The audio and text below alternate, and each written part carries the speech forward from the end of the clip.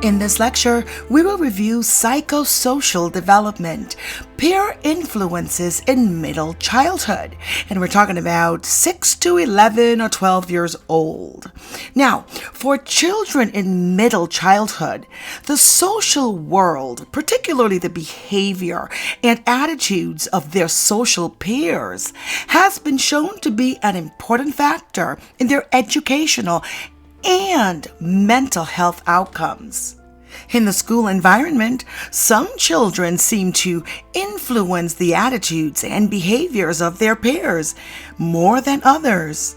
The behavior patterns of children, as reflected in temperamental traits, have been shown to drive peer perception in important ways and might play a role in identifying the individuals and social processes that operate in peer influence.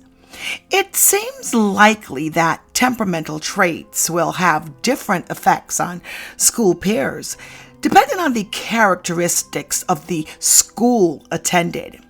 Please view my lecture on emotions and temperament.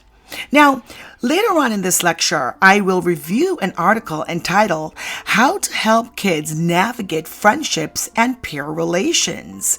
Teaching them psychological tools now can aid them well into adulthood. But first, let us review some communications milestones. Now, you may ask, how does my 6 to 12-year-old child interact with others? A very important part of growing up is the ability to interact and socialize with others. During the school age years, parents will see a transition in their child. What he or she does, how they move from playing alone to having multiple friends and social groups.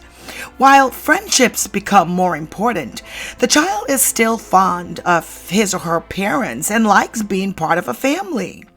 While every child is unique and will develop different personalities, the following are some of the common behavioral traits that may be present in your child. So, between 6 to 7 years old, children usually cooperate and share. They can get jealous of others and siblings, like to copy adults, like to play alone, but friends are becoming important, play with friends of the same gender, may have occasional temper tantrums, may be modest about their bodies, like to play board games. Between the ages of 8 and 9, they may like competition in games, start to mix friends and play with children of different gender, may be modest about their bodies, enjoy clubs and groups such as Boy or Girl Scouts, may become curious about relationships but does not admit it. Between 10 to 12 years old, they will value friendships, may have a best friend or even two, may develop romantic interests, like and respect their parents, may enjoy talking to others. Okay, so now you may ask, well, how can I help increase my 6 to 12-year-old child's social ability? Well, consider the following as ways to foster your school-age child's social abilities. First, set and provide appropriate limits, guidelines, and expectations, and consistently enforce using appropriate consequences. Now, this is a huge one, as we know from Bandora's Bobo doll experiment. Children tend to model after behaviors, whether it's negative or positive. So please allow your child to model after your appropriate behaviors. Offer compliments for your child being cooperative and for any personal achievements. Help your child choose activities that are appropriate for your child's abilities. Encourage your child to talk with you and be open with his or her feelings. Encourage your child to read and read with your child. Encourage your child to get involved with hobbies and other activities. Encourage physical activity. Also, encourage self-discipline. Expect your child to follow rules that are set. Teach your child to respect and listen to authority figures. Teach your child to be aware of consequences of their behavior and empathy for others.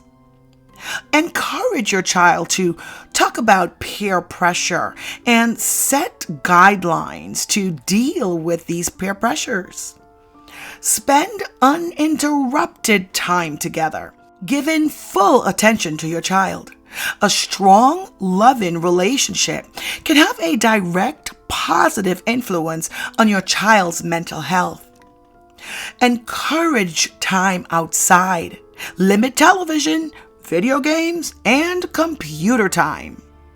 Okay. Now, let us review the article, How to Help Kids Navigate Friendships and Peer Relationships. Teaching them psychological tools now can aid them well into adulthood.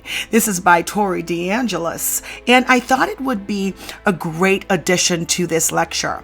And there are several segments to this article based on age, but I'm going to review ages 6 to 12 years old.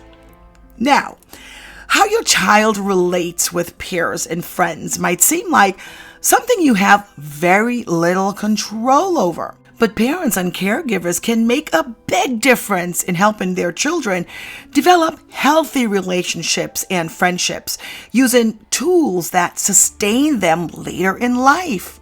A lot of times, parents think kids will be kids as long as they're coming home and doing what I want them to do.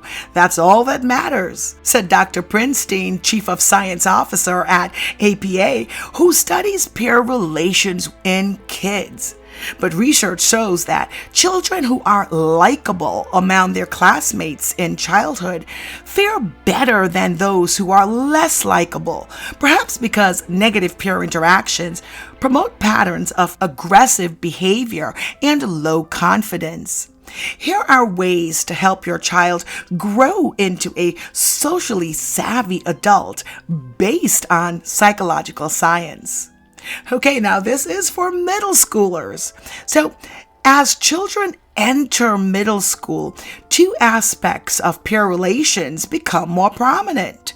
One is how well a child fits in with peer groups, and the other is the development of one-on-one friendships, which can blossom even if a kid doesn't fit in with a crowd. Okay, first, discuss popularity. According to research, there are two types of popular kids. Those who are likable, which is positive, empathetic leaders, and others who are popular for status-related reasons like being attractive, aggressive, influential, or cool. This distinction can be confusing for kids, but by explicitly explaining these differences, you can really help them to choose the right path. Next, encourage the development of friendship skills. Good friendships share several common ingredients, including nurturance, disclosing vulnerabilities, conveying trust and loyalty, and helping kids cope and thrive, according to research. Now, discuss these qualities with your child and how they can choose those kinds of friends and be that kind of friend themselves. Now, next, nurture their self-confidence. Well, middle school kids also need to learn how to hold their own despite the threat of peer exclusion.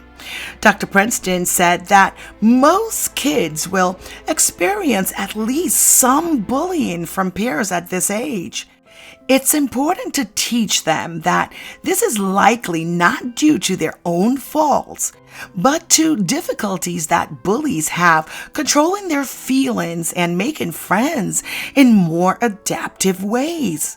Middle school is also a good time to guide children towards making their own decisions about peer issues while communicating that you're there to support and counsel them. As stated before, for children in middle school, the social world, particularly the behavior and attitudes of their social peers, has been shown to be an important factor, not only in their educational growth and development, but also in their mental health outcomes.